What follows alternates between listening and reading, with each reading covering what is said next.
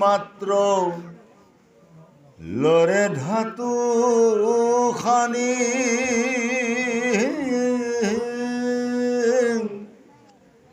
দেশন্ত মৰন্ত্ৰ ব্ৰহ্মা জানি চক্ৰ পানী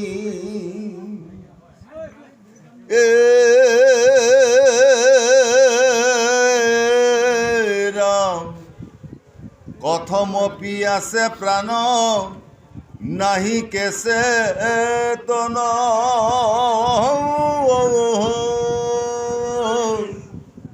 ব্ৰহ্মাৰ অৱস্থা দেখি আখি নাৰায়ণ বিধাতাক দেখি পাছে সম্পজিল দায়া কৰিলা সংকোচ পাছে আপোনাৰ মায়া ঢাকিলা যতে কটান ৰূপই আপোনাৰ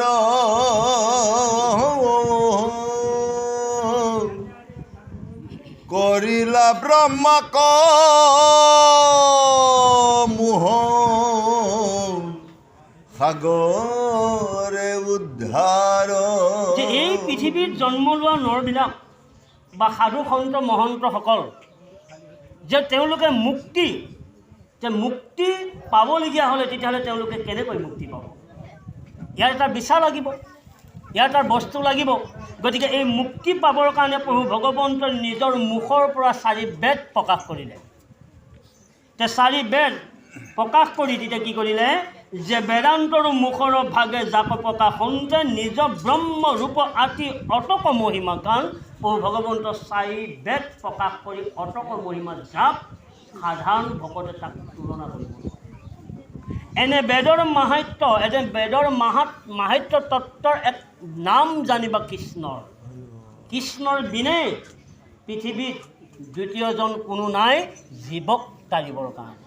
কিন্তু পাব, স্বৰ্গৰ পথ পাব। যদি আপুনি কৰ্ম ৰতি থাকে স্বৰ্গ পাব, বেয়া কাম ৰতি কৰিলে পাপত যাব, ভক্তি কৰিলে বৈকুণ্ঠ হ'ব।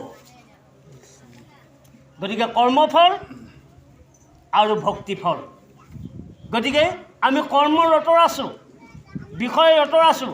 গতিকে আমি এইকাৰণে স্বৰ্গ কামনা কৰোঁ। স্বৰ্গ কামনা কৰি যে আকৌ অহা যোৱা কৰি থাকিব লাগিব, যন্ত্ৰণা খাব লাগিব। গতিকে এইকাৰণে সন্ত সাধুসকলে স্বৰ্গ কামনা নকৰি ভক্তি কৰি কেৱল প্ৰভু ভগৱন্তৰ ওচৰ যোৱাৰ ব্যৱস্থা কৰে। কি কৰে? তেওঁ কৈছে ক্ষমা দয়া ধৈৰ্য এহিহে ভকতৰ গুণ, ভক্তি প্ৰেমে হৰিক ভজিওক নৰ। গতিকে ভক্তি তাৰমানে প্ৰেম ভক্তিভাৱে ঈশ্বৰক ভজিব লাগিব। প্ৰেম যদি প্ৰেম ভক্তি দ্বাৰাই যদি ঈশ্বৰক ভজনা কৰা নহয় তেতিয়াহ'লে স্বৰ্গৰ কামনাহে হ'ব, কিন্তু বৈকুণ্ঠ নাপাব। গতিকে প্ৰেম বুলি ক'লে কি হ'ব? আমি হ'লোঁ ভগৱন্ত হ'ল প্ৰেম, আমি হ'ল প্ৰেমিক। গতিকে আমি সদায় প্ৰেমযুক্ত হৈ পৰম প্ৰভু ভগৱন্তৰ লগত আমি সম্বন্ধ কৰিব লাগিব। কি সম্বন্ধ? সত্য উদ্ঘাটন কৰিবৰ কাৰণে নামৰ সম্বন্ধ কৰিব লাগিব। এই নামৰ সম্বন্ধৰ যাৰ আছে সেই বৈকুণ্ঠ পাব। কাৰণে কৈছে নহয় সকলে গায়, নাম লোৱা ভকতসকল নকৰিবা হেলা, নামে খেতাৰিতে পাৰে সংকটৰ বেলা। গতিকে নামৰ তাৎপৰ্য ইমান। গতিকে এইকাৰণে তেতিয়া ক'লে গুৰুসকল যে ধিমিকি মাতক লৰে ধাতু মাতক ধিমিক ধামাক, যেনেকৈ তেল নোহোৱা চাকি, যেনেকৈ খলিতাত পাতত যেনেকৈ তেল নাই, গতিকে যেনেকৈ ধিমিক ধামাকৈ চাকিটো এবাৰ জ্বলে এবাৰ নুমাবলৈ বিচাৰে, তদ্ৰূপ ব্ৰহ্মাৰ অৱস্থা হৈ গৈছে। সেইটো কিয় হৈ গ'ল? ভকতিবিহীন। সেই ব্ৰহ্মাৰ পৰাই, সেই ভগৱন্তৰ পৰাই ব্ৰহ্মা সৃষ্টি হৈছিল। কিন্তু ব্ৰহ্মাই মায়া সংসাৰত পৰি ঈশ্বৰ কৃষ্ণৰ পিতৃক তেওঁ পাহৰি গ'ল। গতিকে ঈশ্বৰ কৃষ্ণৰ পিতৃক তেওঁ পাহৰি যোৱাৰ কাৰণে আজি তাক উগ্ৰ শাস্তি দিবলৈ বাধ্য কোনে? কৃষ্ণৰে। অথচ পিতৃৰে নিজৰ সন্তানক শাস্তি দিবলৈ বাধ্য। কি বাধ্য? তেতিয়া ক'লে কথমপি আছে মাতং নাহিকে চেতন, ব্ৰহ্মা অৱস্থা দেখি হাসি নাৰায়ণ, বিধতাক দেখি পাছে সমজিল দায়, কৰিলা সংকোচ পাছে আপোন মায়া। গতিকে পিতৃৰে শাস্তি দিছে কাক? পুত্ৰক। গতিকে আমাৰো সেই উঠি অহা নৰজনম, উঠি অহা প্ৰজন্মসকল, তেওঁ উঠি অহা প্ৰজন্মসকলক আমি প্ৰত্যেকেই এটা দৃঢ় দায়িত্ব ল'ব লাগে, যাতে মোৰ সন্তানটো যাতে শিক্ষাই নহয়, যাতে মোৰ সন্তানটো ধাৰ্মিক হয়। শিক্ষাটো দিবই লাগিব, জীৱনৰ কথা আছে, কিন্তু শিক্ষাৰ লগতে যিজনে যদি ধাৰ্মিক সন্তান যদি তেওঁ বনাব পাৰিছে, তেতিয়াহ'লে দুটা শিক্ষা লাভ কৰিলে, এটা হ'ল ধনৰ শিক্ষা আৰু এটা হ'ল আধ্যাত্মিক পিতৃ মাতৃক দায়িত্ব লোৱাৰ শিক্ষা। কিন্তু আমাৰ কি কৰিলোঁ? আমি ল'ৰা ছোৱালীখিনিক আমি ডাঙৰ চাকৰি পাবৰ কাৰণে, ডাঙৰ মানে ডক্টৰ, ইঞ্জিনিয়াৰ, প্ৰফেচাৰ, হাকিম, উকিল হ'বৰ কাৰণে তেওঁ কিন্তু শিক্ষিত হ'বৰ কাৰণে চাকৰ গোলাম কৰি কিন্তু তেওঁ আগুৱাই দি আছোঁ। কিন্তু তাৰ মাজতে যে হৰি ভক্তি কৰি ঈশ্বৰক সাধনা কৰিব লাগে, তাৰ মাতোন মুঠেই নিদিলোঁ।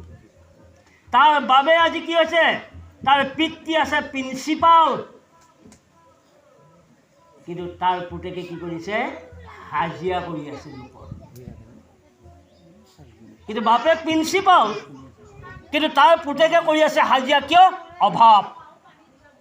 সেইখিনি শিক্ষা দিব নোৱাৰিলে। কিন্তু পিতৃয়ে শিক্ষা দিছিল, কিন্তু পুত্ৰই নল'লে। গতিকে সেইকাৰণে উঠি অহা আমি প্ৰত্যেকেই যি ভাগৱততে নহওক, আপোনালোকে পায়ে আছে আমাক ইয়াতো, গতিকে আমি যি ভাগৱতে নহওক আমি বেছি গুৰুত্ব দিওঁ আমি উঠি অহা প্ৰজন্মসকলক। উঠি অহা ল'ৰা ছোৱালীসকল যদি আপোনাৰ জ্ঞানী হয়, বাপক মাকে দুখীয়া হ'লেও শান্তি পাব, লাগে বৰষুণ পৰা ঘৰত থাকিও শান্তি পাব। আৰু যদি ল'ৰা যদি অশিক্ষিত হয়, ছোৱালী যদি অশিক্ষিত হয়, অট্টালিকা, বিল্ডিং, বেংকত টকাৰে নধৰা হৈ থাকক, শান্তি সি কেতিয়াও নাপাব। কৃষ্ণ সদায় পলৌ লাগি থাকিব। গতিকে এইকাৰণে কৈছে নধৰক ধাৰে, নুসিয়াক ঘৰে। গতিকে সন্তানবিলাক যদি ভাল হয়, তেতিয়াহ'লে বৃদ্ধকালত পিতৃসকলে হাঁহি হাঁহি মৰিব। আৰু যদি সন্তান যদি তেওঁ শিক্ষিত হয়, যদি জ্ঞান নহয়, পিতৃ চকু পানী টুকি টুকি কান্দি কান্দি মৃত্যু হৈ যাব সন্তানৰ কাৰণে পিতৃ। গতিকে এইকাৰণে আমি সন্তানসকলক গুৰুত্ব দি ভাগৱত শুনোৱাবলৈ আমি সকলোৱে প্ৰচেষ্টা কৰিব লাগে। বোৱাৰী জীয়াৰীসকলক, উঠি অহা ল'ৰা ছোৱালীসকলক, উঠি অহা ডেকা ল'ৰাসকলক আমি মৰিচং আহি বুঢ়া বাঁহ আহিছোঁতো ভালেই, কিন্তু শিক্ষাকণ সিহঁতক দিব লাগিব। কিন্তু শিক্ষাকণটো নিদিওঁ। শিক্ষাকণ নিদিয়াৰ কাৰণে তাৰ বাবে বাপক মায়েক দাবী। সেইকাৰণে আমাৰ গাঁৱৰ ওচৰতেই সদায় ৰামায়ণ পাঠ চলি থাকে। ঘনীয়েকে সিদিনাখন ক'লে, আজি মোৰ গাটো বেয়া, আপুনি আজি ৰামায়ণ পাঠলৈ যাব নালাগে। নাই, মই যামেই, তোমাৰ পটকৈ আহিমগৈ, মই চমুকৈ আনিছোঁ, পটকৈ আহিমগৈ। এই বুলি যেতিয়া আপোনাৰ ঘনীয়েকক ক'লে যে পটকৈ আহ, যদি দেৰি নকৰিবি, এঘণ্টামান থাকিবলৈ আহ, ৰান্ধিবও পাবি। এই বুলি যেতিয়া ক'লে আপোনাৰ সি মানে পটকৈ আহিম বুলি আপোনাৰ গিয়েক গ'ল। গিয়েক গৈ আপোনাৰ লাগি আপোনাৰ ৰাতিটো ৰামায়ণ শুনি আছে নহয়, আপোনাৰ এইটো চলি আছে, ৰামায়ণো শুনি আছে আপোনাৰ। যাৰ পাছতে পোহৰ হৈ গ'ল, ঘনীয়েকে আহিব কৈ কেকাই থাকি এবাৰ পোহৰ হৈ গ'ল। ৰাতিপুৱাৰ লগে লগে ঘনীয়েকে উঠি বাহিৰ চকাল খাইছোঁ, তেতিয়া সি ওলালাহি নহয়। ওলোৱাৰ লগে লগে কৈছে, কতই সোনকালে অহা মানুহটো ৰাতিপুৱাহে একা কি হ'ল বা যিহে হওক দে, মই এতিয়া বাহিৰ চকাল খাইছোঁ বা ভালে হ'ল, বাৰু এতিয়া খাই সোধোঁ দে কথা এটা। বোলে কচোন কি কথা সোধক। বোলে ৰাতিটো যে ৰামায়ণ পাঠ শুনিলি, মইতো শুনিব যাবই নোৱাৰোঁ, আজিয়ে নহয় অন্যখনো যাবই নোৱাৰোঁ, ভাগৱত শুনিব নোৱাৰোঁ, ৰামায়ণ শুনিব নোৱাৰোঁ, গীতা শুনিব নোৱাৰোঁ, আপুনিয়ে গৈ থাকে, আপোনাৰ মুখতে আজি ৰাতিপুৱাই বাৰু ঈশ্বৰৰ কথা অকণমান শুনোঁ দেচোন। বোলে কচোন কি শুনো। বোলে হেৰি নহয়, কথা এটাহে সুধিবা মোলৈ, কি এই যে ৰাতিটো যে ৰামায়ণ পাঠ শুনিলি, এই সীতা মতা না মাইকী ঐ? সীতা মতা না মাইকী? তেতিয়া গিয়েকে ক'লে, এই বোলে সীতা মতা না মাইকী, এইবাৰ হিচাপ কৰি থকা নাই বোলে, মই আৰু বোলে শুনিহে আছোঁ আৰু। এতিয়া চাহ ৰাতিটো ৰামায়ণ পাঠ শুনি সীতা মতা না মাইকী তাৰ কথাই নাজানে। এতিয়া এই আমাৰ অৱস্থা হৈছে সেইটো। ভকতি যিমানেই নকৰোঁ, ভকতি যিমানেই আমি নুশুনো, যদি তাক আগুৰি যদি মাৰি যদি শুনা নহয়, সীতা মতা না মাইকী সবাই ভাল হৈ যাব আপোনাৰ।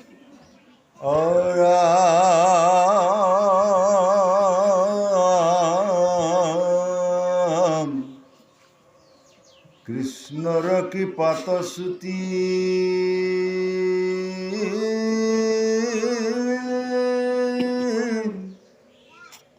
পাইলা কথমপি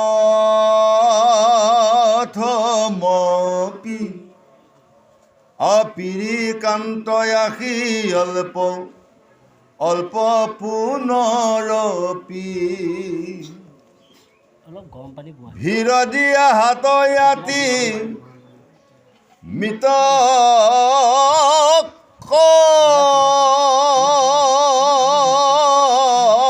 পৰাই কিছু কিছু কৰি উঠি বহিলা কেংকাই তম্ভি আপোনাক পাছে দৰাই কতো বেলি আতি দুখে কতোখনে আঁঠু আখি মেলি চানতছটোৰ ভীতি ভয়ে চকিত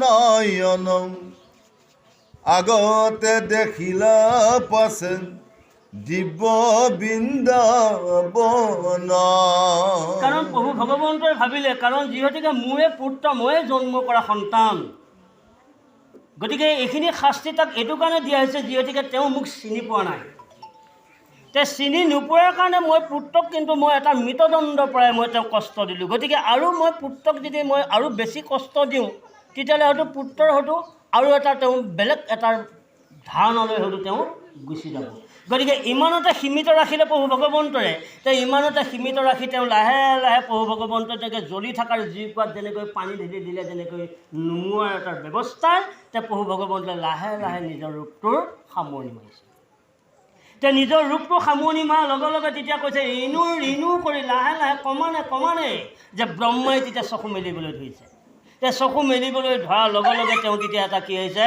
তেওঁ এটা চেতনা আহিছে যে সঁচাকৈ মই কি মায়া পাকত পৰিলোঁ এতিয়া ক'লে যে ভিৰ দিয়া হাত আহি মৃতক পৰাই কিছু কিছু কৰি উঠি বকিলা টেংকাই মানে কেকাই হেকাই মানে তেতিয়া কি কৰিছে তেওঁ লাহে লাহে বহিছে আৰু তেতিয়া আমাৰো অৱস্থাটো সেইটোৱে যে কি হৈছে আমি মনত দুখ পাওঁ মনক দুখ পোৱা এইটো কিয় যেতিয়া মনৰ বস্তুটো যেতিয়া মনে বিচৰা বস্তুটো যেতিয়া আমি নেপাম মনে বিচৰা বস্তুটো যেতিয়া খাবলৈ নাপাম মনে বিচৰা বস্তুটো যেতিয়া পিন্ধিবলৈ নাপাম তেতিয়াহ'লে আমাৰো মনত কষ্ট আহি যায় আজি ব্ৰহ্মাই যেনেকৈ মনত কষ্ট আহিছে যে আমাৰো কষ্ট আহিছে কিন্তু আমি এটা কথাই চিন্তা কৰিব লাগিব আমি দুবিধ এটা হ'ল কি আমি যিটো লিংগৰ যিটো দেহ এই লিংগৰ দেহটো আমি বস্ত্ৰৰে ঢাকাৰ ব্যৱস্থাটো আমাৰ প্ৰত্যেকৰে এইটো জীৱৰ ধৰ্ম মানৱ জীৱৰ ধৰ্ম কিন্তু মানৱ জীৱৰ ধৰ্মক আমি লিংগৰ দেহটো আমি ঢাকিব লাগিব তাৰ বিনিময়ত কিন্তু দেহটো ঢাকিলেই নহ'ব কিন্তু আত্মা সংযমী কৰি ঈশ্বৰকো আমি নাম ৰাখিব লাগিব কিন্তু আমি যে সোণৰ এটা নেকলেছত যেমান আমি আমাৰ শ্ৰদ্ধাপূৰ্ণ হয় সোণৰ আঙুঠিটোত যেনেকৈ আমাৰ এটা শ্ৰদ্ধা আহে বা সোণৰ কৰিয়া পাতত বা সোণৰ আপোনাৰ ফুলিত যেনেকৈ আমাৰ শ্ৰদ্ধাটো আহে ধন টকা পইচা খৰচ কৰি হ'লেও আমি সেই গহনাবোৰ গঢ়াই আমি কেনেকৈ কাণত ডিঙিত ভৰিত পিন্ধিবলৈ যত্ন কৰোঁ তদ্ৰুপ তেনে স্নেহ তেনে ভক্তি ভাবিব লাগিব ঈশ্বৰৰ ওচৰত গতিকে কিয় যে এইকাৰণে ভাবিব লাগিব কাৰণ যিহেতুকে মই জীয়াই থকাৰ কাৰণে সোণৰ চেণ্ডেল পিন্ধিব পাৰিম যদি মৃত্যু হ'লে কেতিয়াও মই পিন্ধিব নোৱাৰিম গতিকে মোক জীয়াই থকাৰ ৰাখাজন কোন মোক জীয়াই ৰাখি থকাজন কোন গতিকে সোণৰ চেণ্ডেল নিপিন্ধা আগতেই কৃষ্ণক স্নান কৰি ল'ব লাগিব যে প্ৰভু আপুনি জীয়াই ৰাখিলেহে মই পিন্ধিব পাৰিম গতিকে তেতিয়া কি কৰিব লাগে যে সিদ্ধান্ত দিলে কলি ৰাজ্যৰ সিদ্ধান্ত দিলে 5টা জেগাত কলি আছে সোণত কলি আছে সীমাত কলি আছে মদত কলি আছে জুৱা খেলাত কলি আছে বেইছাতিত কলি আছে তে এই 4টাতো কলি আছে যেতিয়া সোণতো যদি কলি আছে তেতিয়াহ'লে সোণ নিপিন্ধাৰ আগত কি কৰিব লাগিব মই পিন্ধিব নালাগে বুলি কোৱা নাই কিন্তু সোণ নিপিন্ধাৰ আগত কি কৰিব লাগিব তাৰমানে সোণ নিপিন্ধাৰ আগত ঈশ্বৰক অৰ্পণ কৰক যি বস্তু ঈশ্বৰক অৰ্পণ কৰিব তাতো কলি হাত নাই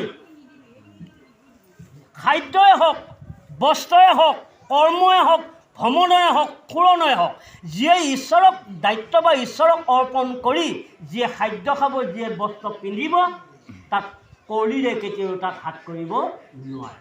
কিন্তু এইবোৰ বস্তু আমি ঈশ্বৰক অৰ্পণ নকৰাৰ কাৰণে আমাৰ পিন্ধাৰ বস্তুটো কলি লাগি আছে বুলি ভাগৱতে সিদ্ধান্ত দিছে। কৃষ্ণ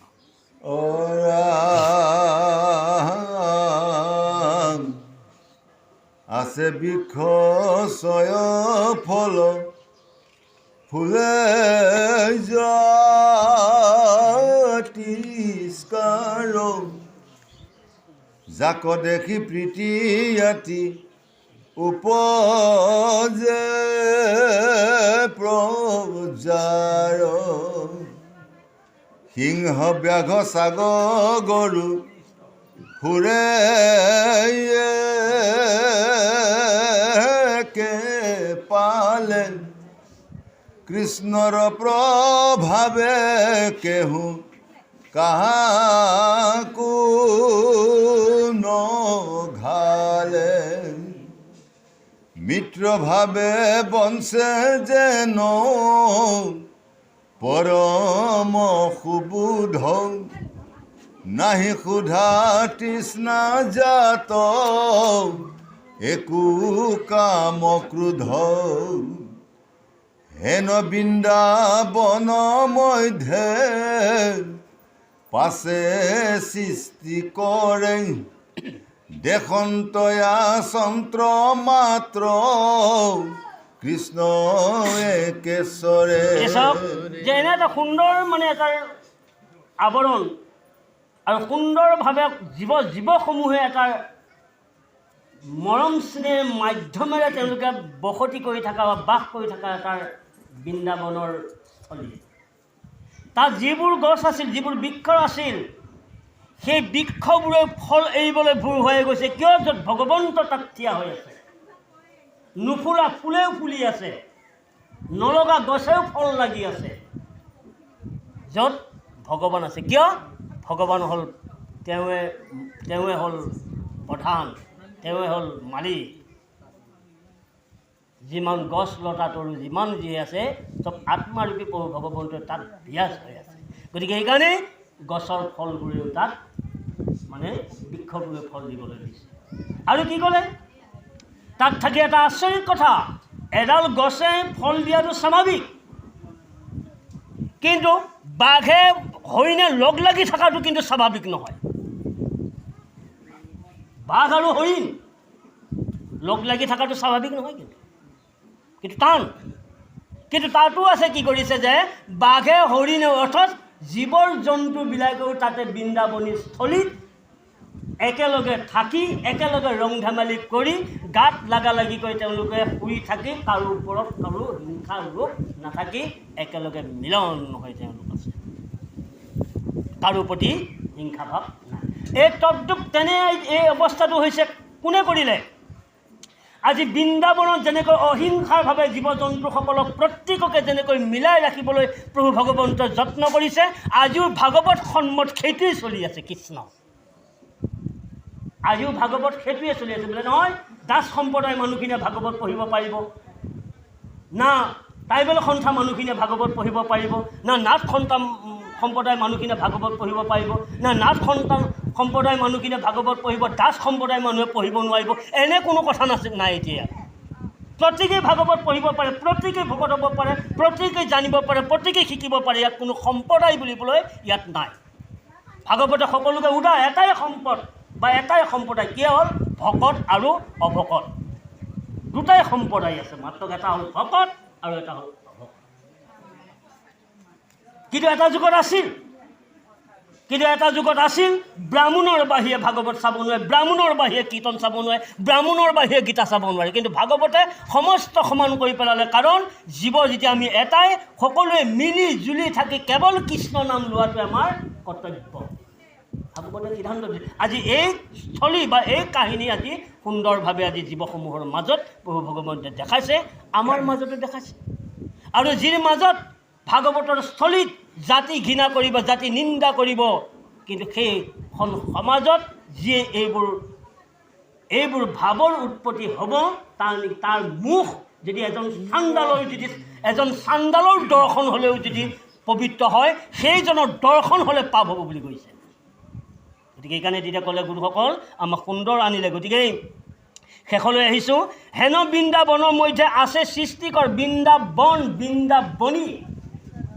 কাৰণ শংকৰদেৱে যেতিয়া ভকতে যেতিয়া 106জন ভকতে যেতিয়া সপ্ত বৈকুণ্ঠৰ যেতিয়া কাহিনীখন যেতিয়া চাবলৈ যেতিয়া শংকৰদেৱ গুৰুজনাক যেতিয়া তেওঁ বিচাৰিছিল, তাৰমানে সপ্ত বৈকুণ্ঠৰ ৰাসলীলা যেতিয়া শংকৰদেৱৰ এই কাহিনী যেতিয়া বিচাৰিবলৈ হৈছিল, তেতিয়া বৃন্দাবনী শব্দ এটাত মই আনিব লগা হ'ল।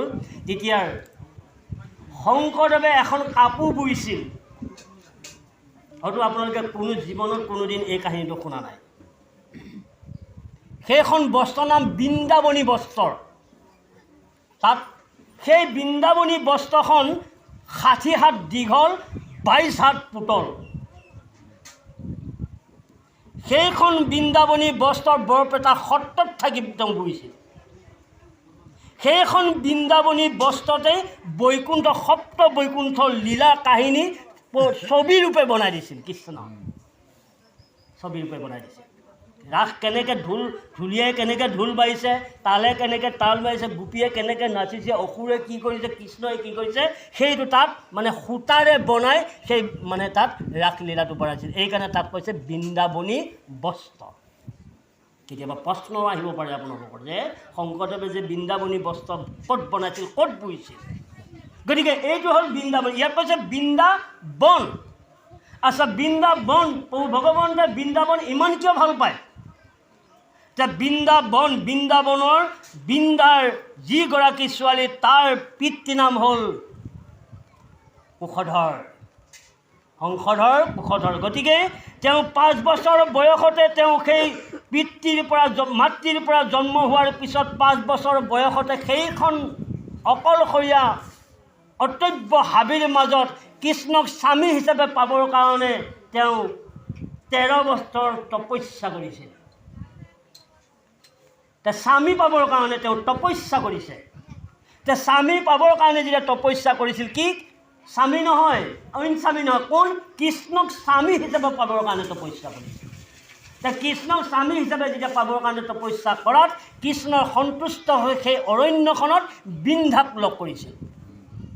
বৃন্দাই যেতিয়া ক'লে যে প্ৰভু, বৃন্দাক সুধিলে যে বৃন্দা, তুমি যে 5 বছৰ বয়সৰ যে তপস্যা কৰিছা, তুমি কাৰণটো বোলে আপোনাক মই স্বামী হিচাপে পাবৰ কাৰণে। বোলে তথাস্ত, বোলে তুমি মোক স্বামী হিচাপে পাবা। বোলে নহয় প্ৰভু, আজিয়েই মই আপোনাক স্বামী হিচাপে পাব লাগিব।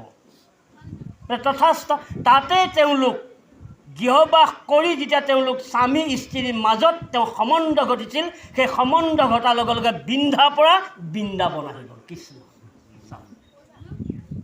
গতিকে আমাৰ উঠি অহা প্ৰজন্মসকলো সেইটোৱে, উঠি অহা ল'ৰা ছোৱালীসকলো সেইটোৱে। কাৰণ জীৱন মৰণ, এগৰাকী ছোৱালী যেতিয়া মোৰ ওচৰত যেতিয়া আত্মসমৰ্পণ কৰিব, ময়ো যেতিয়া সেই ছোৱালীজনীৰ ওচৰত আত্মসমৰ্পণ কৰিম।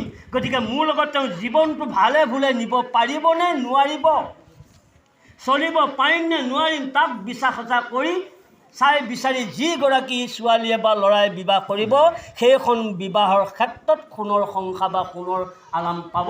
আৰু যাৰে কোনো অচিনাকি যুক্ত ল'ৰাৰ লগত কথোপকথন নামানি তাৰ এদিন দেখিয়ে বোৱাৰী যোৱাৰ সকল 6 মাহ বছৰে খাই পিতৃঘৰলৈ ল মাৰিছে। কাৰণ এইটো হ'ল মোবাইলৰ যুগৰ দ্বাৰাই যিয়ে বিয়া ক্ষেত্ৰত আগবাঢ়ি গৈছে, এদিন তাৰ বিশৃংখলা ঘটি আছে।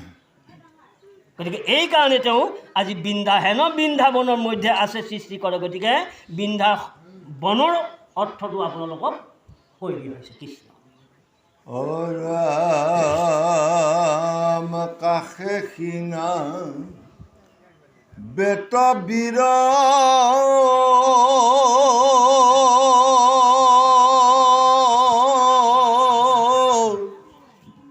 তিত বংশী থৈ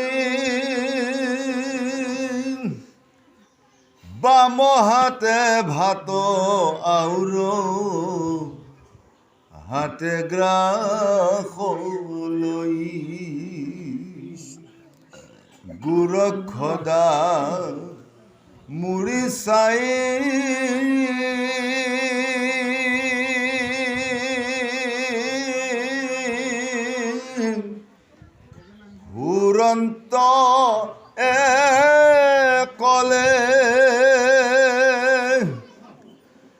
ধৰিলন্ত আউৰ নাতো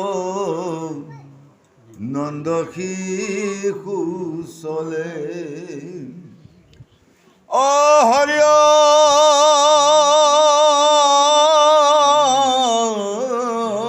ৰাম দেখি দুনাই বিধাতাৰ উপজিল কাম্প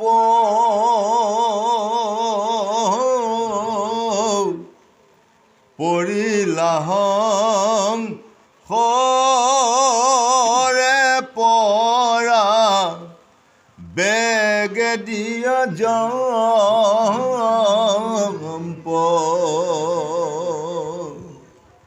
কৃষ্ণ ৰৱা গত পাছে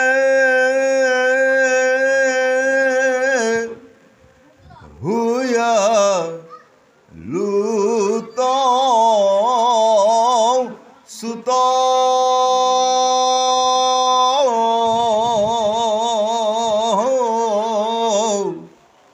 পৰি আছে যে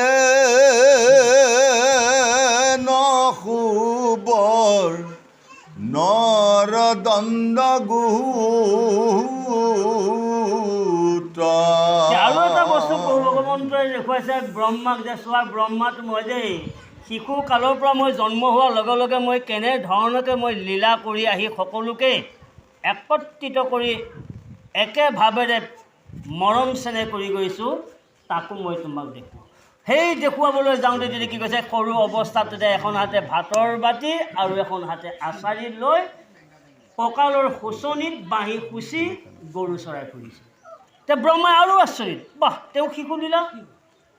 এতিয়া দেখিলোঁ বিশ্বৰকা আৰু আকৌ এতিয়া দেখিছোঁ কি তেওঁ শিশু লীলা কৰিছে। গতিকে আমাৰো সেইটোৰে আমাৰো লীলা বহুত, কাৰণ আমাৰ লীলাবোৰ কেতিয়াবা আমি কি কওঁ সৰুৰ লগত সৰুনে নহওঁ, নাতিৰ লগত নাতি হ'ব লগা হয়, ল'ৰাৰ লগত ল'ৰা হ'ব লগা হয়, বুঢ়াৰ লগত বুঢ়া হ'ব লগা হয়। গতিকে আমাৰো লীলাবোৰ অপাৰ, কাৰণ আমি কিয় যে এটা ল'ৰাক এটা অবুজ ল'ৰা এটাক আমি বুজাবলৈ হ'লে তাক আমি নিজে হাতে আমি দেখুৱাই দিব লাগিব, কৰ্মই আমি দেখুৱাব লাগিব, বাক্যই আমি দেখুৱাই দি যাব লাগিব। সৰুটোৰ লগতো সৰু হৈ তাক সুন্দৰভাৱে দেখুৱাই দি যাব লাগিব। কাৰণ যিহেতুকে কিয় দেখুৱাব লাগিব, সি নাজানা কামটো সি জানিব। কাৰণ এটা ল'ৰাক পুখুৰীটোত এৰি দি পেলাই বোপা তুমি সাঁতোৰ বুলি ক'লে এৰি দিলে নহ'ব, পানী খাই মৰিব। তুমি শিকাব লাগিব সাঁতুৰিবৰ কাৰণে, তাৰ বাহুত ধৰি হয়তো শিকাব লাগিব। আৰু যদি বোলে সাঁতুৰি পেলাই দেখুৱাই দিছোঁ, যদি তাকো যদি এৰি দি পেলাই বাহুত ধৰা নাই হয়তো পানী খাই মৰিব তদ্ৰুপ। গতিকে এইকাৰণেই আমাৰ যেনেকৈ সৰু সৰু ল'ৰা ছোৱালীবিলাকে যেনেকৈ হাতত কলমটো লৈ যেনেকৈ চিলচত বা বহীত লিখিবলৈ শিকা তদ্ৰুপ তেনেকৈ এতিয়া শিক্ষা দিছে কাক? ব্ৰহ্মাক। গতিকে এই শিক্ষা পাই ব্ৰহ্মাই তবাত মাৰিছে যে ক'লে যে কৰন্ত প্ৰণম আদি অৱনত হুই চৰণত চাৰি মুকুট আৰু আগে হুই। এতিয়া ক'লে পৰিল সংসাৰৰ পৰা আগে হৈয়া জাম্প কৃষ্ণৰ আগত পাছে হৈয়া লোক খেতি পৰি পাছে যেন সুবৰ্ণৰ দণ্ড গোট। গতিকে তাত যি ক'লে যিটো সুবৰ্ণৰ যি মুকুটাবিলাক আছিল সমস্তৰো সেইবিলাক পৰি গৈছে। কিয়? দণ্ডবধ। গতিকে দণ্ডবধ সেৱা, অস্ত্ৰ সেৱা, দণ্ডবধ সেৱা, গুৰু সেৱা, ভকত সেৱা, এইবিলাক আমি গুৰুৰ পৰা জানি ল'ব লাগিব দেই। কাৰণ সেৱাবিলাকো আমাৰ বহুত ধৰণৰ সেৱা আছে। ভকত সেৱা আছে নহয়নে প্ৰভু? ভকতৰ সেৱা আছে, পিতৃ মাতৃ সেৱা আছে, ঈশ্বৰ সেৱা আছে, গতিকে গুৰু সেৱা আছে। এইবিলাক চাই ল'বা। তথাপিতো আমাক উল্লেখ কৰে কি মানে দুটা সেৱা, এটা হ'ল দণ্ড, এটা হ'ল অস্ত্ৰ। গতিকে দণ্ড মানে লাখুটিডাল হৈ যেনেকৈ লাখুটিৰ দৰে যেনেকৈ পৰি তেতিয়া সেৱা কৰিলে সমস্ত মুকুট পৰি গ'ল। গতিকে আমি পৰাই আকৌ অস্ত্ৰ সেৱা কৰোঁ। এতিয়া অস্ত্ৰ সেৱাটো কি যে 1 2 3 4 5 6 7 8 এই অস্ত্ৰ সেৱা কৰোঁ। তাৰমানে আমি আঁঠুলৈ সেৱা কৰাটোক অস্ত্ৰ সেৱা বুলি কোৱা হয়, আৰু উবুৰি খাই পৰাটোক দণ্ডবধ। গতিকে দণ্ডবধ সেৱালৈ ব্ৰহ্মাই এতিয়া ভগৱন্তৰ ওচৰত পৰিছে। ভগৱন্তই কি সাতনি দি কি ব্ৰহ্মা শান্তি দিয়ে এই তত্ত্বটো আমি পিছৰ পদলৈ আমি আগবাঢ়িম। ৰাম উঠি পুনৰ পিখিতো সুমৰি মহিমা চিৰকাল থাকন্ত পাৱত পৰিব্ৰহ্মা লুটকে বেহিলে কণ্ঠ মুখে নাখে মাত দুনাই দুনাই উঠিয়া পৰন্ত ধাত ধাত আৰাম কতো বেলি আছিলা কৃষ্ণৰ পাৱে ধৰি উঠিলনত বিধি পাছে কিছু কিছু কৰি অৰাম চাৰি হাত তালে মল চিলাৱাঠুৱাখি নমাইলন্ত মাথ গোবিন্দ কৱাগে দেখি। এতিয়া চাওক গুৰুসকল, আই মাতৃসকল, আমি একেবাৰে শেষলৈকে আহি আছোঁ।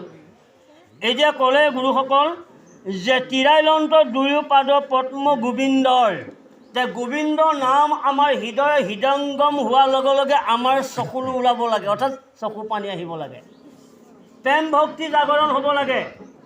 কিন্তু নহয়, আমি সেই প্ৰেমানন্দৰ প্ৰভু ভগৱন্তক আমি হৃদয়ত জাগৰণ কৰি ল'ব নোৱাৰাৰ কাৰণে হয় কৃষ্ণ নাম লৈছোঁ, কিন্তু হৃদয়ত আমাৰ প্ৰেম জাগৰণ হয়। আজি ব্ৰহ্মাই চকু পানী সৰু সৰুকৈ ওলাই গৈছে, নদীৰ দৰে বৈ গৈছে। কিয়? ব্ৰহ্মাই অনুভূতি কৰিলে যে সঁচাই মই ডাঙৰ ভুল কৰিলোঁ। কি ডাঙৰ ভুল কৰিলোঁ? প্ৰভু ভগৱন্তক অথচ মোৰ পিতৃ পুত্ৰ হৈ কিন্তু মই পৰীক্ষা কৰাটো কিন্তু মোৰ ডাঙৰ ভুল হৈ গৈছে। কিন্তু আজিকালি কি কৰে? বাপকক পৰীক্ষা কৰে পুত্ৰসকলে, কিন্তু পৰীক্ষা কৰিব লাগে পিতৃসকলে পুত্ৰীসকলক, কিন্তু ওলোটাকে আকৌ পৰীক্ষা কৰেগৈ আকৌ আপোনাৰ বাপকক। আজি এই হয়নে বাৰু? আজি এই ব্ৰহ্মা অৱস্থা হৈছে এইটো। গতিকে মই পিতৃক মই পৰীক্ষা কৰিবলৈ গৈ মই নিজে আজি মই বিপদত পৰিছোঁ। কিন্তু বিপদত পৰিছোঁ যদিও এনে দয়ালুৰ পিতৃ যদি আজি মোক উদ্ধাৰ নকৰে, তেতিয়াহ'লে মই আৰু উদ্ধাৰ নাপাম। গতিকে দুনাই দুনাই উঠিয়া কৰন্ত ধাচৰ ধাচৰ কতো বেলি আছিলা কৃষ্ণৰ পাৱে ধৰি উঠিলন্ত বিধি পাছে কিছু কিছু কৰি। গতিকে কি কৰিলে? যে এই পৰে উঠে, যেনেকৈ সৰু কেঁচুৱা ল'ৰাটো যেনেকৈ চোতালত খোজ কাঢ়িবলৈ দিওঁতে যেনেকৈ মায়েকে এৰি দিয়াৰ লগে লগে যেনেকৈ কেঁচুৱাটো পৰি যায়, তদ্ৰূপ ব্ৰহ্মাৰ অৱস্থাটো হৈছে কি? এইটো কিয়? অজ্ঞান, জ্ঞানহীন হৈ গ'ল। কিয় জ্ঞান শূন্য হৈ গ'ল? কাৰণ যিহেতুকে তেওঁ পিতৃক অপৰাধ কৰি থৈ দিছে। পিতৃক অপৰাধ কৰাৰ পুত্ৰসকলৰ জানিব মতিভ্ৰম হৈ যাব কৃষ্ণৰ। পিছত যেতিয়া অনুভূতি আহিব, অনুভূতি অহাৰ লগে লগে মতিভ্ৰম হ'ব, ঠিক মই ডাঙৰ কাম কৰিলোঁ, মই জন্ম দিয়াৰ পিতৃক মই এনে বেয়া কথা কৰিলোঁ, তাত পাখণ্ড মই জীয়াই নাথাকোঁ বুলি তেওঁ তেতিয়াৰ অনুভূতি আহি যাব। আজি ব্ৰহ্মাৰ অৱস্থাৰ হৈছে সেইটো। এতিয়া তেতিয়া ক'লে যে আপোনাৰ কৰি যে চাৰি হাতৰ তালে মল চিলা আঠ আশী। গতিকে চাৰিখন হাতেৰে সৈতে কি কৰিলে? ব্ৰহ্মাই চাৰিখন হাতেৰে চকুলো মলচি আপোনাৰ প্ৰভু ভগৱন্তৰ আঁঠু লৈ নিজৰ ভুল স্বীকাৰ কৰিছে। গতিকে আমাৰ জীৱনত আমি কিমান ভুল কৰি আহিলোঁ। ব্ৰহ্মাই এবাৰ গৰু চুৰ কৰি তেওঁ ভুল কৰি প্ৰভু ভগৱন্তৰ ওচৰত শৰণাপন্ন হৈ তেওঁ ভুল স্বীকাৰ কৰিছে। কিন্তু আমি আমাৰ জীৱনত কিমান ভুল কৰি আহিছোঁ, কিমান দুখ লগাই থৈ আহিছোঁ, কিমান অপৰাধ কৰি আহিছোঁ। গতিকে কেতিয়াবা ঈশ্বৰক অৰ্পণ কৰিছোঁনে? নাম লৈছোঁ, পাপৰ পৰা মুক্ত পাবৰ কাৰণে নাম লৈ আছোঁ, বা এটা নীতি কৰ্মটো আমি পালন কৰিছোঁ। কিন্তু কেতিয়াবা মই মোৰ অপৰাধখিনি প্ৰভু ভগৱন্তৰ আপোনাৰ ওচৰত মই দায়িত্ব দিলোঁ, প্ৰভু আপুনি সমস্ত মোৰ অপৰাধ বিনাশ কৰি প্ৰভু মোক এটা নতুন জ্ঞান এটা আপুনি মোক প্ৰকাশ কৰক। দিছোঁনে? নায়ে দিয়া, কেৱল নাম লৈছোঁ, মোৰ অপৰাধবোৰ দিয়া নাই নহয়। এতিয়া ভগৱন্তই সেইকাৰণে কৈছে যে মোক কৰিব যোনে আশ তাক কৰিম সৰ্বনাশ, তথাপিতো যদি মোক নেৰে তেতিয়া তাৰ দাস কি? এতিয়া মোক কৰিব যোনে আশ তাক কৰিব সৰ্বনাশ। কি সৰ্বনাশ কৰিব ভগৱন্তই? যদি ভগৱন্তৰ ওচৰত মই শৰণ ল'বলৈ যাওঁতে, ভগৱন্তৰ নাম ল'বলৈ যাওঁতে যদি মোক সৰ্বনাশ হয়, এইকাৰণে আমাৰ ভকতে আজি বহুতে নাম লোৱা নাই। এতিয়া হয় নাম লৈ আছে, কিন্তু শৰণ নাই, শৰণৰ মালা নাই। এতিয়া য'তেই নহওক যদি সত্ৰখনত যদি 80জন মানুহ আছে তাই 10জনেহে হয়তো 5জনেহে মালা লৈ আছে, বাকী বা মালাই নাই। কিয় লোৱা নাই? তাৰমানে মোক সৰ্বনাশ কৰিব যেতিয়া মই মালাই নলওঁ এতিয়া, এইটোহে। গতিকে এইটো নহয়। তেতিয়া কৈছে যে মোক কৰিব যোনে আশ, যেতিয়া যিজনে মোক আশ কৰিব কৈছে কাম ক্ৰোধ লোভ মোহ তাক কৰিম সৰ্বনাশ। যে কাম ক্ৰোধ লোভ মোহ নৰকৰ দ্বাৰ ইহাক জানি সাধুসকলে কৰে পৰিহাৰ। গতিকে যাৰ দ্বাৰাই নৰকলৈ যাব লগা হয়, যাৰ দ্বাৰাই নৰক যান্ত্ৰণা ভোগ কৰিব লগা হয়, গতিকে সেইকেইটাক মই সাৱধান কৰিম। আৰু তেতিয়াও যদি মোক নেৰে তেতিয়া বোলে ভাই মই হাৰিছোঁ, তোমাৰ মই দাস। ভগৱন্তৰে কাৰ দাস হ'ব? ভকতৰ দাস হ'ব। ভকতৰ দাস হৈয়া ভকতে যদি কৃষ্ণকৰ দাসৈ কৈছে ভকতৰ পিছে পিছে কৃষ্ণ ফুৰয়। কাৰণ গোপীসকলৰ পিছে পিছে কৃষ্ণ ফুৰি ফুৰিছিল। যেতিয়া গোপীসকলৰ বাহাদুৰি হ'ল, আমাৰ ৰূপ যৌৱন দেখি কৃষ্ণই আমাৰ পিছ নেয়াই হ'ল, নেউচি দিলা হয়নে বাৰু? দি আকৌ পগলা হৈ বিচাৰি ফুৰিছে, অ' কৃষ্ণ বুলি বিচাৰি বিচাৰি ঘূৰি ফুৰিলে। পিছত যাই পেলাই যেতিয়া দেহি ঐ মোকে বিচাৰি যেতিয়া পাগলী হৈ ফুৰিছিল যায়, দুখটো মই লৈ পেলাই আকৌ দেখা দি দিয়ে। কৃষ্ণ ইমান দয়াবান, ইমান তেওঁ জীৱৰ প্ৰতি ভাল। গতিকে তেনে কৃষ্ণক আমি ধন সোণ ৰূপ এইবিলাক দি আমি পূজা কৰিব নালাগে নহয়। কেৱল আপোনাৰ আমি তাক চিতটো দি কাইটো দি মনটো দি পেলাই আমি ঈশ্বৰক পূজা কৰিব লাগে। কিন্তু আমি সেইটো নকৰোঁ। বোলে আপোনাক কৈছে কেৱলে বচনে কেৱলে মাত্ৰ হৰিত শৰণ লয়, চিতে আনৰ দেৱক ভজয়। আজি যদি আপোনাৰ ভগৱানৰ নাম লৈছোঁ, কালি আকৌ বেলেগ আনকহে পুজি আছোঁ। এই যদি আপোনাৰ আমাক লটাৰী খেলৰ যদি লটাৰী কাম কৰোঁ, ভগৱন্তই আমাক কেতিয়াও ভাল নাপায়। বাৰু যা হওক, আমি শেষলৈকে আহিছোঁ। কাম্পিবে তৰতৰি তনু কীটাণু জ্বলি হুৰি কৰিবে লাগিলা পাছে তুতি চাৰি মুৰি। গতিকে কি কৰিছে যে 4খন মুখেৰে সতি প্ৰভু ভগৱন্তক এতিয়াৰ ব্ৰহ্মাই তুতি কৰিবলৈ ধৰিছে। আমিও প্ৰত্যেকেই আমি 3টা সময়ত আমি ভগৱন্তক তুতি কৰিব লাগে। কিয়? ৰাতিপুৱা পৃথিৱীৰ আই গোসাঁনীৰ পৃথিৱীৰ বুকুত ভৰি নিদিয়া আগত ওম নমো ভগৱতে বাসুদেৱাই ভগৱন্তৰ নাম ল'ব লাগে। অচ্যুত কেশৱ বিষ্ণু হৰি সত্য জনাৰ্দন হংস নাৰায়ণ ভগৱন্তৰ নাম ল'ব লাগে। তাৰপিছত পিছ ভৰি বাওঁ ভৰি পেলাব লাগে পৃথিৱীৰ মাটিৰ, হে জননী জন্মভূমি, আপোনাৰে সন্তান, আপোনাৰ শৰীৰ মাজৰ উৎপত্তিৰ দ্বাৰাই জীৱৰ তৰি আছোঁ। যেনেকৈ মই জন্ম হোৱাৰ পিছত যেনেকৈ মাতৃ স্তন খাই মই ডাঙৰ হ'লোঁ, মাতৃৰে এৰি থৈ মোক আপোনাৰ মাহী মাৰ হাতত দি গ'ল, আপোনাক দায়িত্ব দিলে মা। গতিকে আপুনি যাতে মোক আপোনাৰ সন্তানৰ দ্বাৰা যাতে আপুনি মোক আপোনাৰ কোলাত ঠাই যে বসুমতী মাতৃ প্ৰণাম কৰি তেতিয়া আপুনি দহৰি মানে কামলৈ গুচি যাওক। কিন্তু এটা কথা লক্ষ্য ৰাখিব লাগিব, এই কথাটো আইসকলৰ বাপসকলৰ হুঁচিয়াৰ থাকিব লাগিব যে কাৰো ঘৰত যাতে এটাই লক্ষ্য ৰাখক, এটা বাল্টি হওক, এটা কলহ হওক বা এটা গিলাচ হওক বা এটা মগ হওক, যাতে পানী ভৰাই দুৱাৰমুখত ৰাখিব, যাতে ওলাই বাঢ়ি কলহ যাতে নেদেখে। এই নিয়মটো কিন্তু প্ৰত্যেক মানুহৰ গৃহত আছে। ৰাতি ভৰি ধুব, ধুই লৈ পেলাই আপোনাৰ চোতালতে আপোনাৰ সেই টিংটোত পানী নোহোৱা টিংটো থৈ দিব। শুই উঠিয়ে গৈ আপোনাৰ বাঢ়ি কলহটো, শুই উঠিয়ে গৈ আপোনাৰ বাঢ়ি টিংটো দেখা যায়।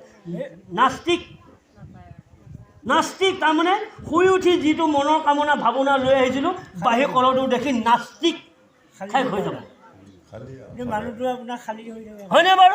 গতিকে এইকাৰণে ভৰা কলহ ৰাখিব লাগে, যাতে উঠিয়ে গৈ যাতে ভৰা কলহ দেখিব পৰা যায়। বাৰু যা হওক ইমানতে ন। গতিকে আছে সেইখিনি আছে, এইখিনিতে শেষ হ'ব। আছে নি কৃষ্ণৰ কি কৰে কহে শুনা সৰ্বজন, জলৰ বুদ যেন অথিৰ জীৱন, ধন জন বন্ধু যত হবে অকাৰণ, এই আছে এই নাই সম্যকে সপোন, আৰু অৰ্থে নৰ তনু নকৰিও বিঠা, এক চিত্ত মনে শুনা মাধৱৰ কথা লভি আছা জন্ম যিটো ব্ৰহ্মৰ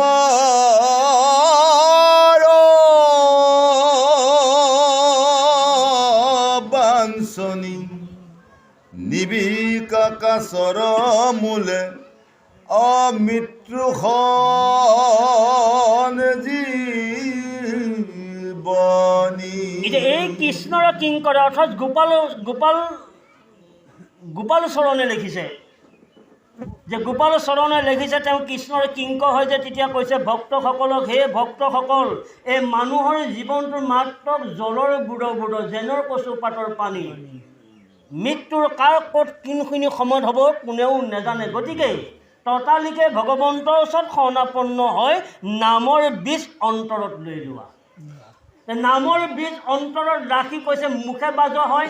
তেতিয়া সেইকাৰণে ক'লে আৰু এটা পদত সুন্দৰভাৱে কৈছে যে ভকতৰ মাজত থাকি কৰ্ণপথে হৰি কথা শুনি কৈছে আপোনাৰ হোৱা গৰ্ভৱতী হোৱা নামৰ গৰ্ভৱতী সাধুৰ সংগত প্ৰসৱই, মানে কি হৈছে যে সাধুৰ সংগত নাম প্ৰসৱ কৰিব লাগিব। সাধু কোন? চকু, নাক, কাণ, গুহ্য, লিংগ আৰু ইন্দ্ৰিয় বৰ্গ এইসকলক সাধু কৰি লৈ কৃষ্ণৰ কথা শুনাই থাকিব লাগিব। আৰু যদি তেওঁলোকক কৃষ্ণৰ কথা শুনোৱা যায় তেতিয়াহ'লে প্ৰত্যেকে সাধু হোৱাৰ পিছত জীৱৰ অকল্যাণ হয়, জীৱৰ কল্যাণ হৈ যাব। এতিয়া ক'লে আৰু অৰ্থে নৰতনু কৰিয়া বিথাৰ, এই নৰতনুসকল পুনৰ আৰু জন্ম লোৱাটো সম্ভৱ নহয়। জন্ম হ'ব কাৰু কুকুৰ চিগাল আৰু কাৰু কুকুৰ চিগাল, তেওঁ বা মানুহ হোৱাটো বাৰু ভালে কথা, কিন্তু কেনেবাকৈ যদি গাহৰি হয় মূল যাক তাক এই ভাল কথা 6 মাহতে মন অসমত কি চাটিব, জিৰতে জুই লগা চাল পেলাব হয়নে বাৰু? গতিকে এইকাৰণে এতিয়া ক'লে গুৰুসকল যে আমি শেষলৈ আহিছোঁ বাৰু যে লভি আছা জন্মসিতু ব্ৰহ্মাৰ বাঞ্ছনী নিকাৰ কাছৰৰ মূলে মৃত সঞ্জীৱনী। কাৰণ মৃত সঞ্জীৱনী মন্ত্ৰৰ এক নৰহে জানে, এক সাধুৰে জানে। নৰ বুলিলেও হয়তো মোক ভুল হ'ব, এক সাধুহে জানে মৃত সঞ্জীৱনী মন্ত্ৰ। বাকী কোনো ঋষি মুনি তপী যোগীসকলেও নাজানে মৃতৰ সঞ্জীৱনী মন্ত্ৰ, জানে মাত্ৰ ভকতে। কাৰণ ইয়াৰ কাৰণটো এনেধৰণৰ দিলে যে ঋষিয়ে নজানে নামৰ মহিমা আনক পৰাচিত কৰে, মৃত সঞ্জীৱনী বৈদ্যে নেজানে আনক ঔষধ দিয়ে। কাৰণ যদি সাপ ধোৱা মন্ত্ৰ আছে যদি ভাই সাপ ধৰ, আৰু যদি সাপ ধোৱা মন্ত্ৰ যদি আধেৰীয়া হৈ আছে, মই সাপ ধৰিব জানো বুলি যদি কওঁ তেতিয়াহ'লে খাই মাৰিব আপোনাক। এই আমাৰ হৈছে এইটো নামৰ তত্ত্ব জানি ভক্তি কৰিব লাগিব। তে নামৰ তত্ত্ব জানি যদি ভক্তি কৰা হয় ঈশ্বৰে বুলি কয় মোৰে, ঈশ্বৰে মোৰ বুলি কয়। গতিকে সেইকাৰণে মৃতৰ সঞ্জীৱনী হৈছে আপোনাক কাক দিলে? গংগা পাৰৰ খুব গুৰুৰ জনাৰে মৃতৰ সঞ্জীৱনী তাবিজ পৰীক্ষিতক দি দিলে, যাত জন্ম আৰু মৃত্যু হ'ব নালাগে, গৈ বৈকুণ্ঠত বাস কৰিব পাৰিব কৃষ্ণ।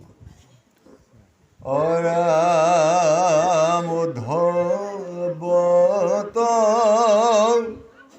আপুনি কহিলা ভগৱন্ত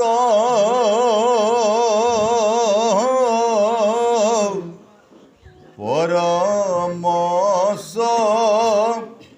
তুৰসী মনুষ্য মহন্ত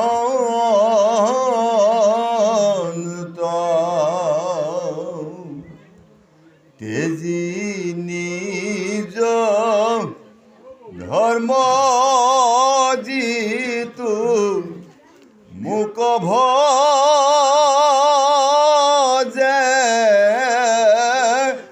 মাত্ৰ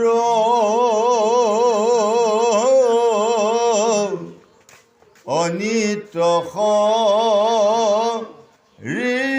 শৰীৰে ভয় জ্যোতিৰ পাত্ৰ সোণা খাব ধানেয়াৰু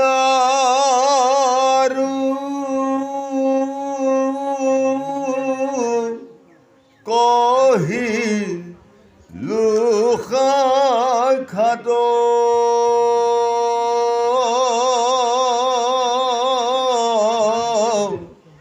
ব্ৰহ্মভুৱ নতুনেৰাই মৰণৰ হাত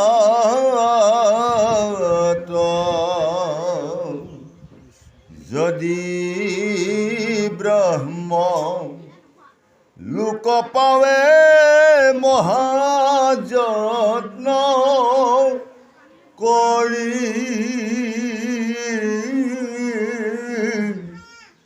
ব্ৰহ্মাৰ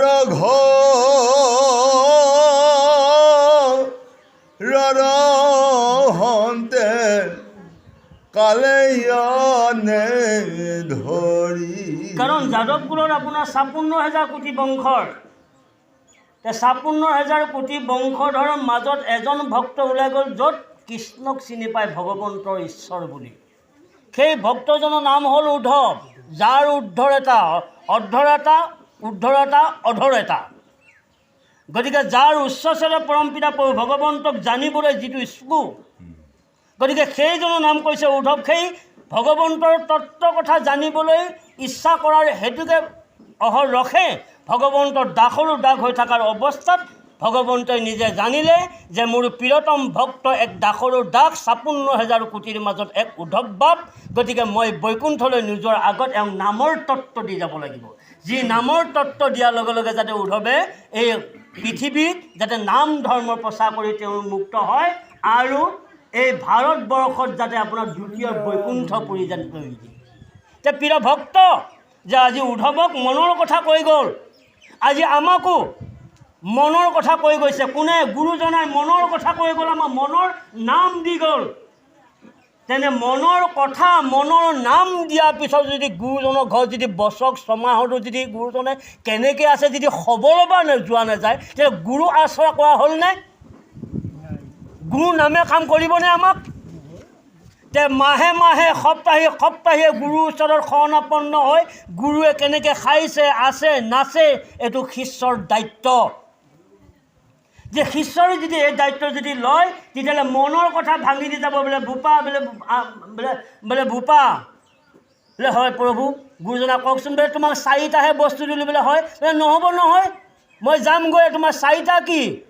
তোমাক জীৱনৰ সাৰথি বস্তু মই দি যাম, এতিয়া তুমি সাৱধান হোৱা। দি যাব। আমি 3 নাম পাই এটা হৈ আছোঁ, 4 নাম পাই এটা হৈ আছোঁ। আপোনাৰ আচল বস্তু সোমাই আছে গুৰু তাত, এৰি দিয়া নাই।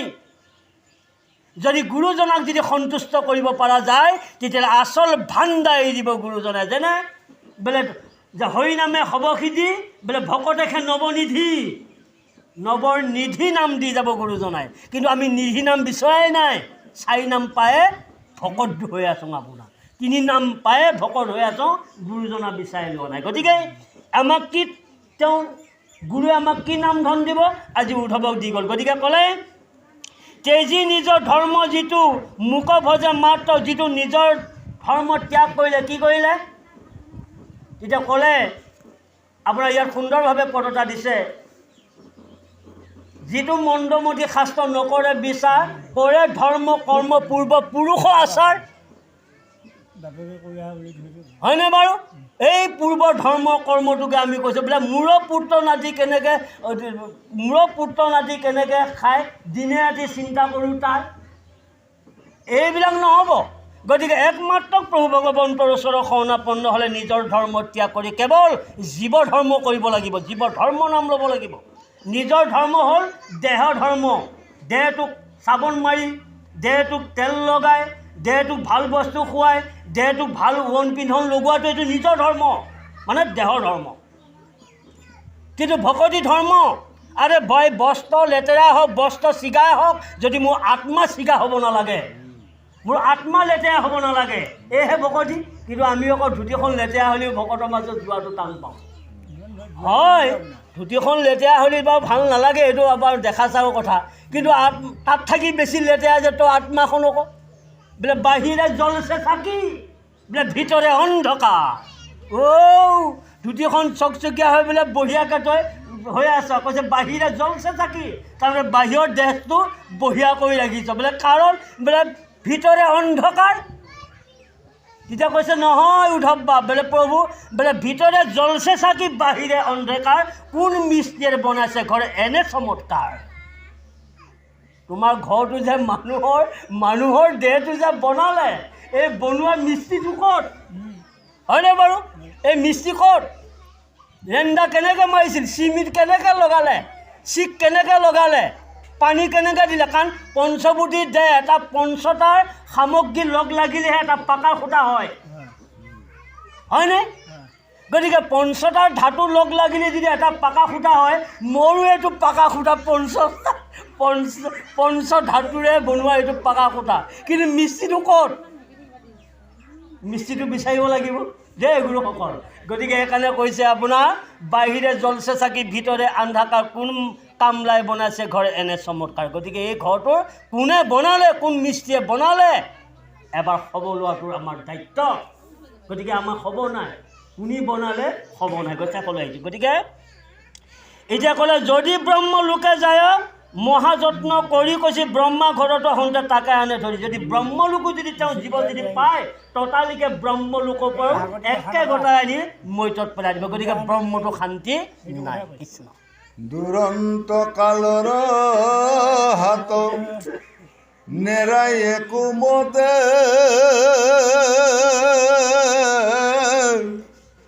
তনু উপজন্তে মৃত্যু উপজেল গতে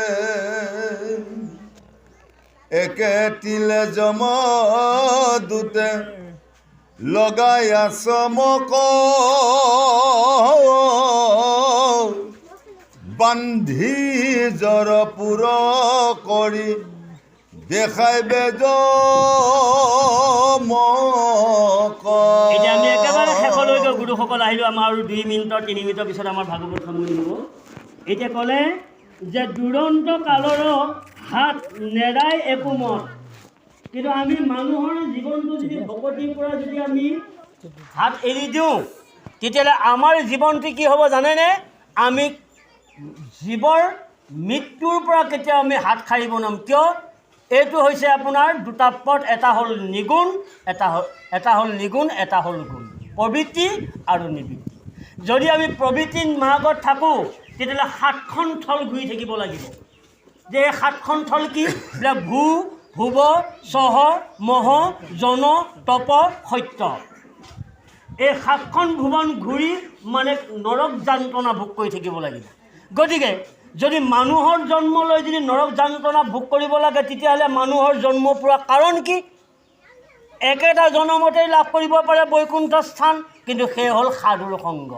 সাধুৰ সংগ অনুসৰণ কৰা, শ্ৰৱণ কীৰ্তন কৰা, পৰিহৰা পাখণ্ডৰ আচাৰ, যিটো মোৰ পাখণ্ডৰ ভাৱ যিটো সোমাই আছে, ইয়াক দূৰ কৰা। যেতিয়া ক'লে যে বান্ধি জৰ পুৰ কৰি কৈছে দেখাইবে যমৰ, গতিকে যমৰ পুৰলৈ লৈ যাব। কিয়? মোক কৰ্মই যমৰ পুৰলৈ নিব, কৰ্মই মোক নৰকলৈ নিব, কিন্তু কৰ্মই মোক ক'লৈ নিব?